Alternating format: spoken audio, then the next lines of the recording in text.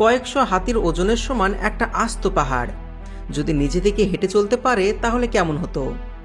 বিশ্বাস হচ্ছে না, তাই তো?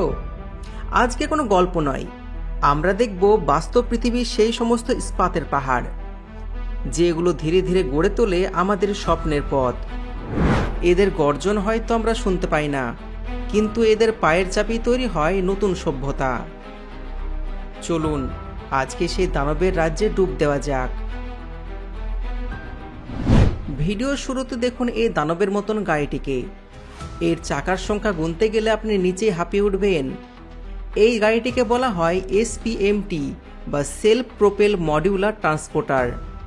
সহজ ভাষায় এটি একটি চলন্ত রাস্তা, যার ওপরে হাজার হাজার টন ওজনের সেতুর একটা অংশ বা গার্ডার বসিয়ে দেওয়া হয়। দেখুন কি সুন্দরভাবে, কি কৌশলে এটি একটা বিশাল কংক্রিটের কাঠামোকে টানেল থেকে বের করে সেতুর উপর নিয়ে যাচ্ছে। এর প্রতিটি চাকা আলাদাভাবে নিয়ন্ত্রণ করা যায়, তাই এটি যে কোনো দিকে ঘুরতে পারে। এই টেকনোলজির কারণেই আজ এত বড় বড় সেতু বানানো সম্ভব হয়ে গেছে। পদ্মা সেতু বানানোর সময় কিন্তু এরকম বড় বড় মেশিনই ব্যবহার করা হয়েছিল। সেতু তো তৈরি হয়ে গেল, এখন পালা রেল লাইন বসানোর। এই যে লম্বা হলুদ ট্রেনটি দেখতে পাচ্ছেন, এটি কোনো সাধারণ ট্রেন নয়, এটা একটা ট্র্যাক লেইং মেশিন বা রেল লাইন বসানো জাদুকারী যন্ত্র, যেন এক চলন্ত কারখানা। এর পেছনের বগিগুলোতে কংক্রিটের স্লিপার বা পাটাতন সাজানো থাকে। একটি ক্রেন সেগুলো সামনে এনে নির্দিষ্ট দূরত্বে একটার পর একটা বসিয়ে দেয়। এরপর কর্মীরা লম্বা লোহার লাইনগুলোকে এই স্লিপারের ওপর বসিয়ে ক্লিপ দিয়ে আটকে দেয়। ভাবুন তো, দিনে শত শত মিটার লাইন এইভাবে কত সহজেই তৈরি করা যায়। বন্ধুরা, এবার আমরা অন্যরকম রেল লাইন দেখব।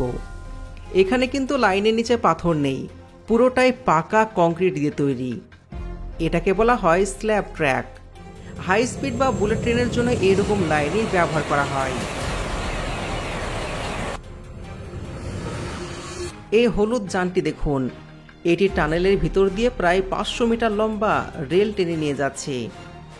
এর বিশেষত্ব হলো এটি সাধারণ রাবারের চাকা দিয়েও চলতে পারে, আবার রেল লাইনের উপর দিয়ে চালানো যায়।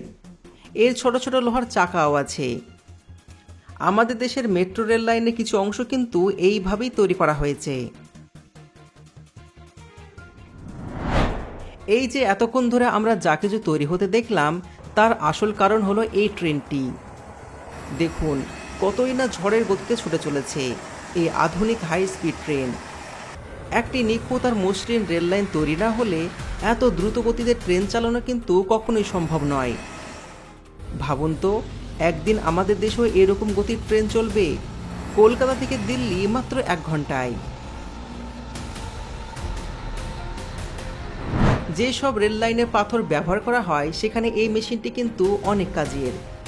এটাকে বলা হয় ব্যালাস্ট স্ট্যাম্পিং মেশিন, আর এর কাজ হলো রেল লাইনের নিচের পাথরগুলোকে ঠিকঠাক জায়গায় বসিয়ে দেওয়া, যেন লাইনটা শক্তপোক্ত থাকে আর ট্রেন চলার সময় কাঁপুনি না হয়। মেশিনটি ভাইব্রেশন বা কাঁপুনি দিয়ে পাথরগুলোকে লাইনের নিচে এমনভাবে সেট করে দেয় যেন লাইনটি মাটির সাথে একেবারে গেঁথে যায়। কাজ শেষে এই ইস্পাতের দানবগুলো ঘুমিয়ে পড়ে। তাদের অক্লান্ত পরিশ্রমের সাক্ষী হয়ে থাকে শুধুমাত্র এই মসৃণ পথ, যে পথে ছুটে চলে লক্ষ লক্ষ মানুষের স্বপ্ন আর ভালোবাসা। এর পরের বার যখন কোনো ট্রেন বা রেলগাড়িতে চড়ে লম্বা কোনো সেতু পার হবেন, তখন এক মুহূর্তের জন্য হলেও জানালার বাইরে তাকিয়ে ভাববেন, প্রতিটি পিলার, প্রতিটি স্ল্যাব, প্রতিটি লোহার পাতের পেছনে লুকিয়ে আছে এমন হাজার হাজার ঘন্টার পরিশ্রম আর টেকনোলজির অবিশ্বাস্য এক গল্প। তবে এই মেশিনগুলো দেখে কেমন লাগলো অবশ্যই কমেন্টে জানাবেন।